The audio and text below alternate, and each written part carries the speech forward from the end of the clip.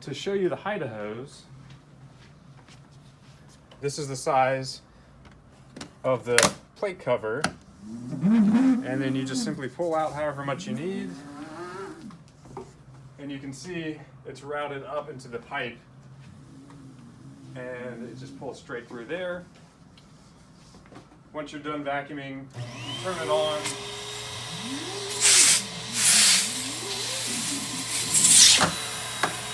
And it retracts into the wall, nice and simple. So, to go over the carpet tools that we were looking at, this is the air-driven turbo here, which is very lightweight, very robust. And this is the battery-operated CX1000, which is also light, but not quite as light as this. So the nice thing about the CX1000 is that you can transition from hard surfaces to carpet very easily.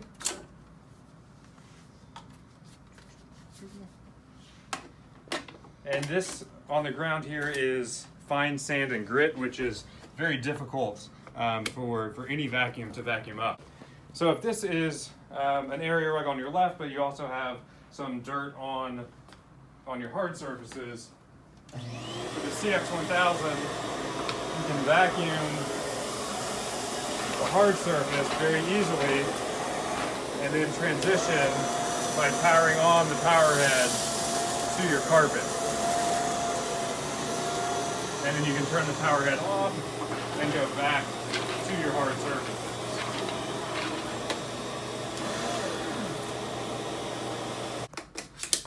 For the air-driven turbo, once it's on, the turbo is going to run until you turn the vacuum off.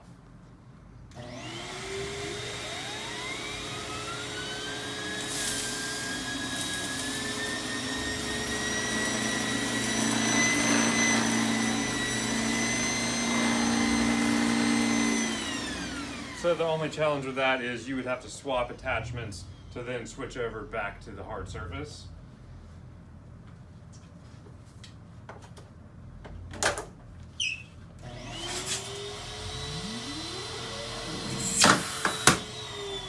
So the other accessory that we didn't put in your quote would be the WallyVac. This stretches from 15 to 28 feet.